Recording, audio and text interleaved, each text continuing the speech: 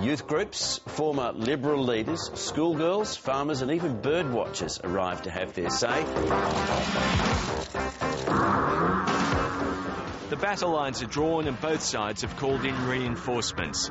I speak for the trees because the trees have no tongues. I think Kevin Rudd was right. Dealing appropriately with climate change is the moral imperative of this century. I have a lot of respect for John, but I respectfully disagree with him on this subject.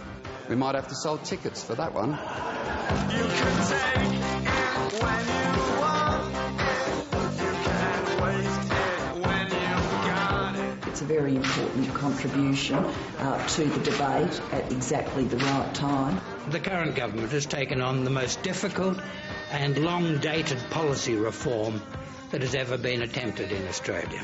I refer the Prime Minister to the latest version of the Garnaut report. Tony is the master of the negative. He's found a niche in the political debate.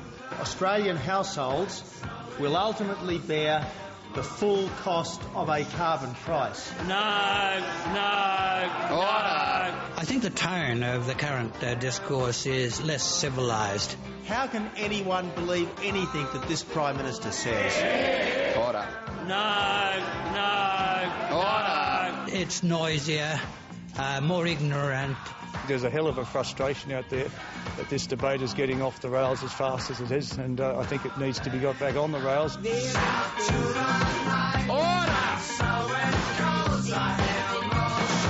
Kate Blanchett has had her voice heard on climate change. I think a few actresses are welcome in this debate.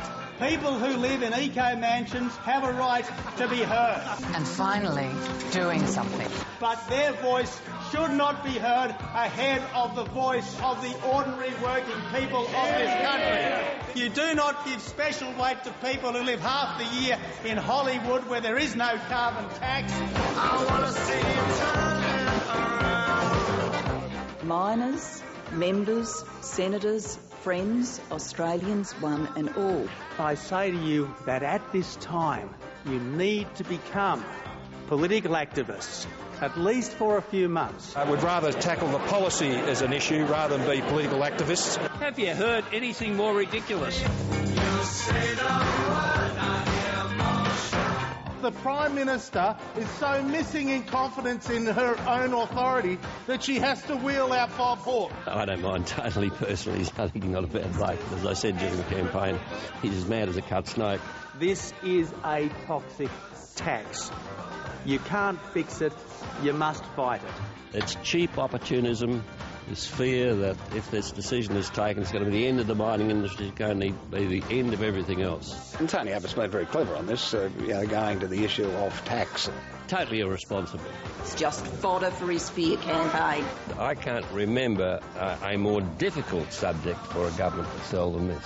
I don't accept that my country is a pissant country.